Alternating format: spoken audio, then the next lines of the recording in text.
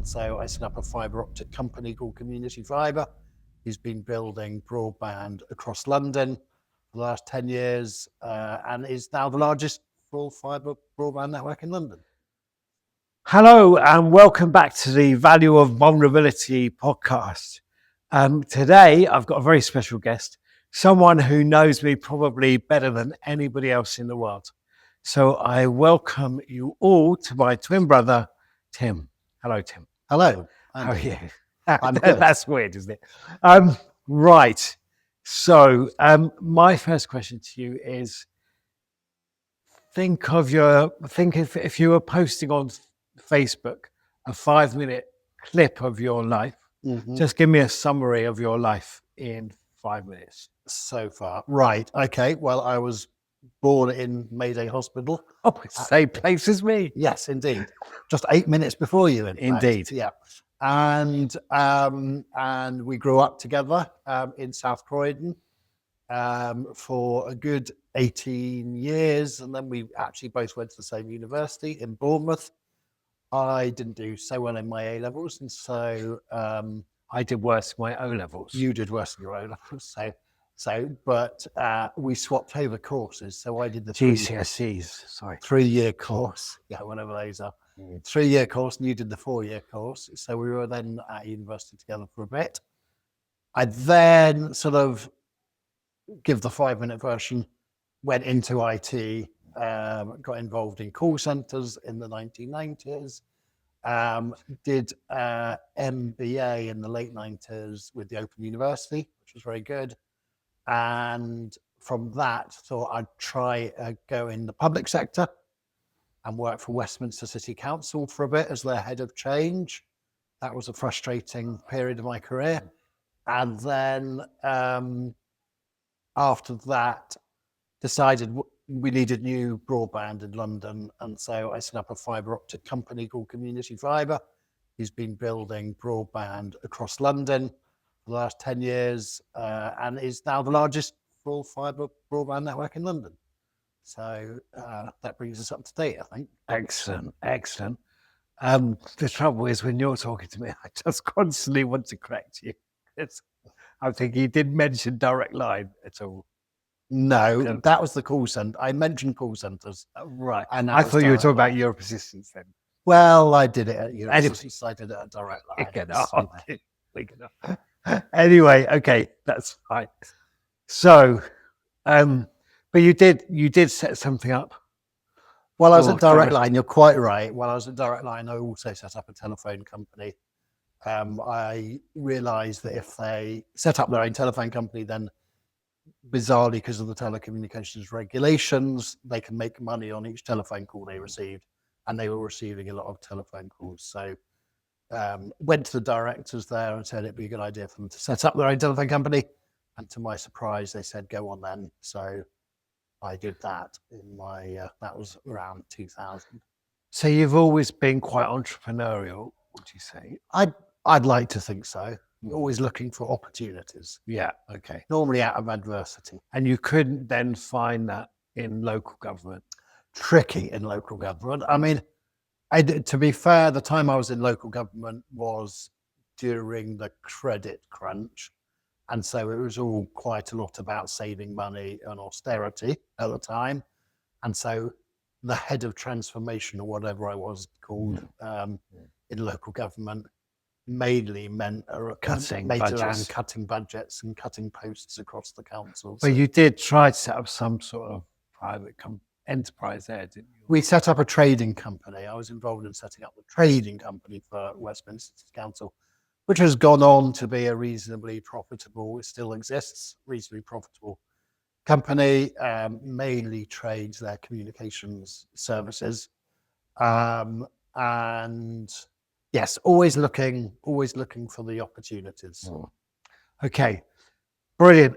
Now, tell me about the first or one of the first memories you remember. The first memory I remember is, Mum was very diligent when we were younger at keeping a record. She called it our baby book. Oh, yeah. And there was definitely some comments in there And one of the first comments that she recorded from me was, "No, mummy, it wasn't my fault. Smack Andrew." Yeah. That tended to be the way I think we grew up together, was see how much trouble we could probably get each other in. Cause as much trouble in the world as possible. Well, I remember the staple, obviously. Yes, so we were at, or mum, it was after school. Mum had taken us, she was going to see a friend. And so we went upstairs to play while they were having a coffee together, I think, downstairs. And we were sort of exploring around one of her children's rooms, and I think they were there at the time. All the toys were a little dull, but you found a stapler, which was much more exciting. You showed me, look, it doesn't have any staples in.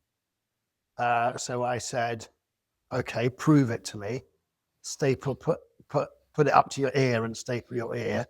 At which point you did that, and then we found it did have staples in. And you put a staple through your ear. At which point Mum called from, "Come on, twins, we're going now." And we were trying to figure out how we got downstairs without. I think we got the staple out of your ear.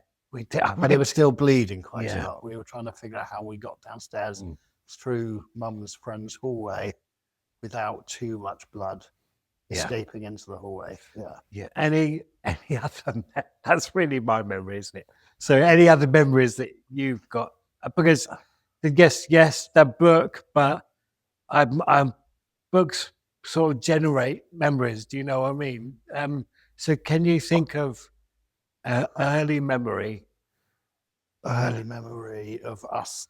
No, not necessarily us together, but it but just always, your- if it's an early memory, I know. it's going to be us together. So it's an because interesting thing. 'Cause all of our memories for the first 16 years, we were just referred to as the twins. us. And One- I was one still entity. I still get into trouble because I tend to write in the third person of we and us.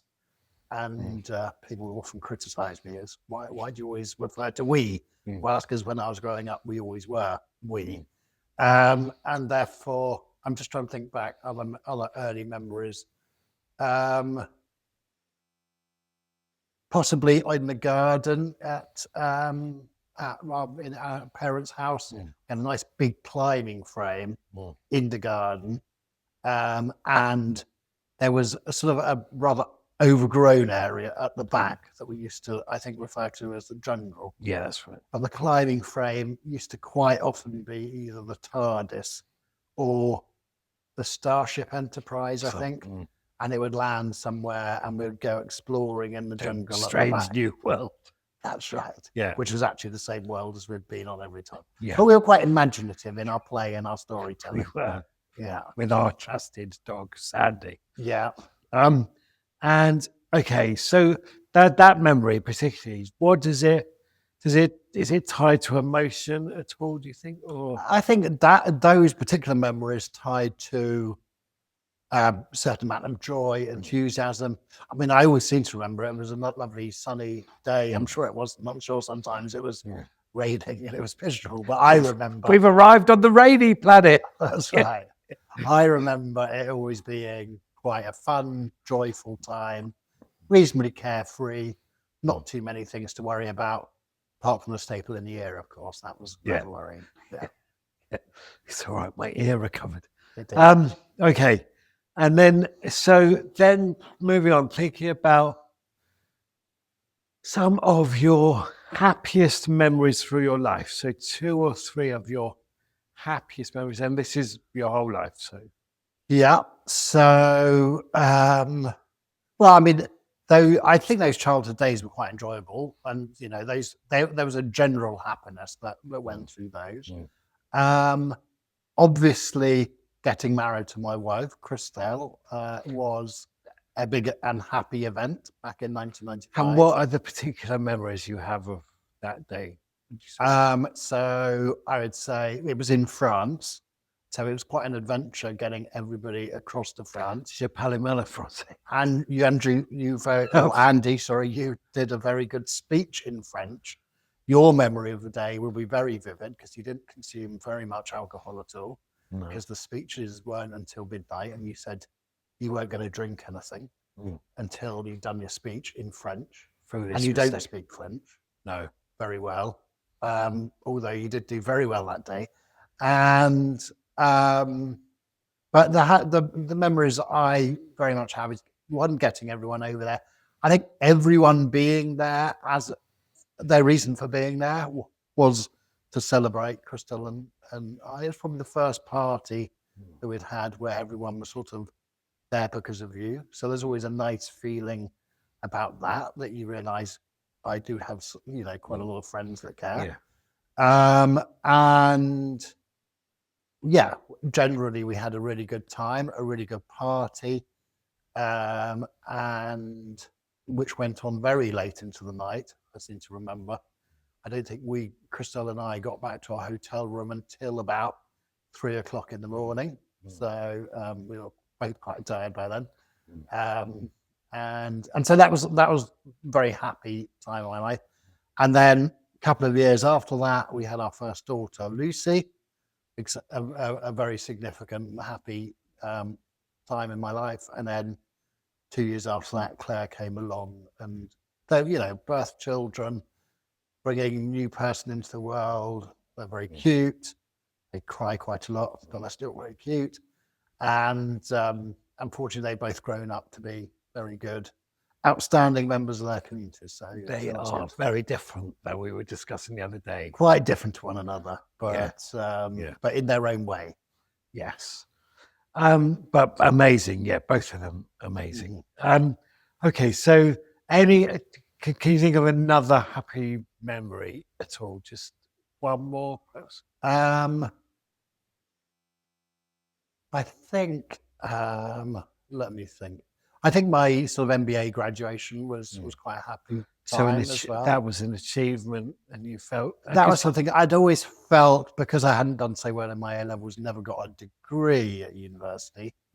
I always felt that was something that was a bit lucky. I wanted to prove something. I wanted to prove that actually I could study at quite a high level.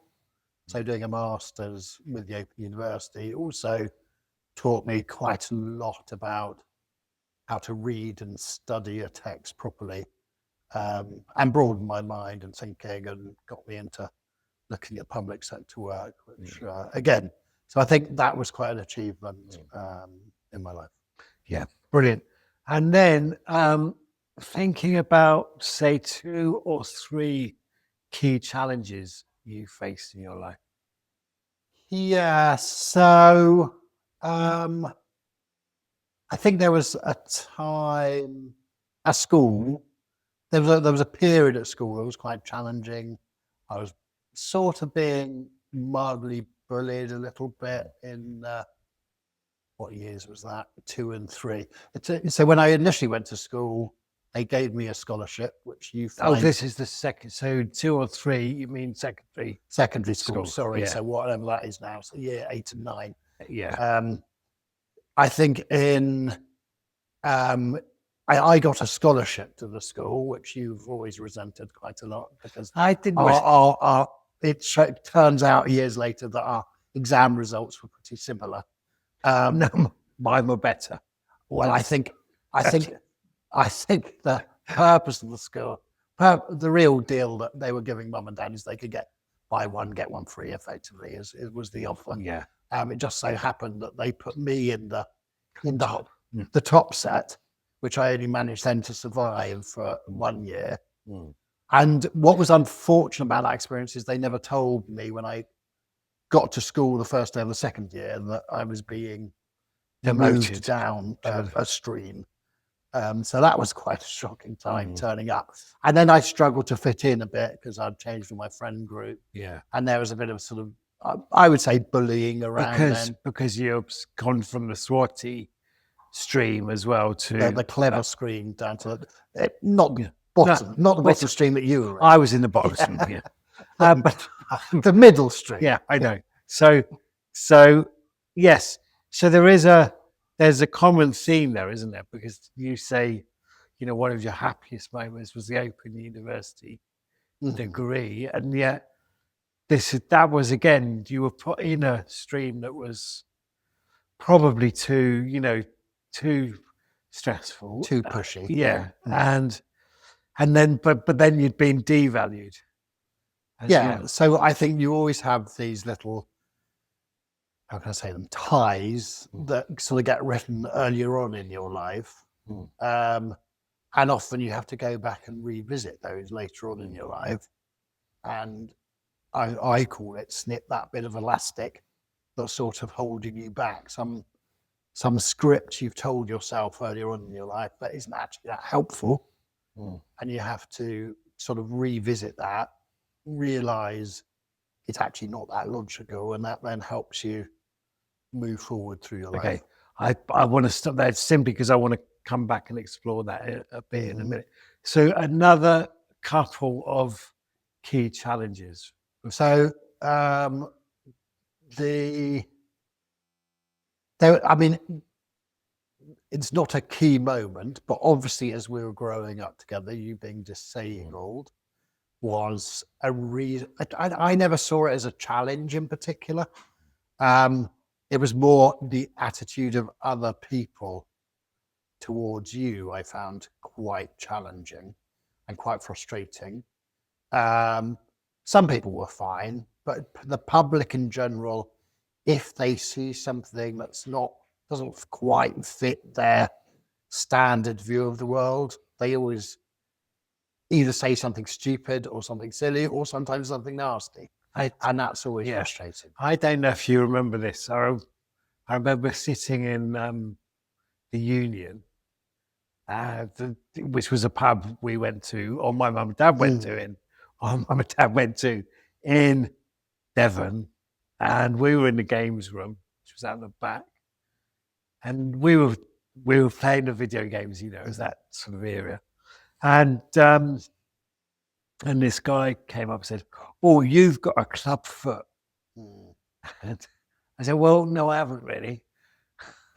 "Oh, no, if you wore a proper shoe, you'd walk much better." I think you just said, "Oh, come on, let's go and find mum and dad," because it's that sort of. I know what's right. That's my worldview. That's the way I see the world, and therefore it must be. You've got to fit into that, and you're stupid for not that. But everybody has this worldview they create in their own mind. And the one thing we can know about that worldview is it's probably wrong. It's not wrong, it's partial. Yes. And the only way you can move beyond that partiality is talking to other people. Listening to other people. Yeah. Comment, like and subscribe to the channel. Remember, vulnerability is the bridge to better relationships. Thanks for watching, and we'll see you soon.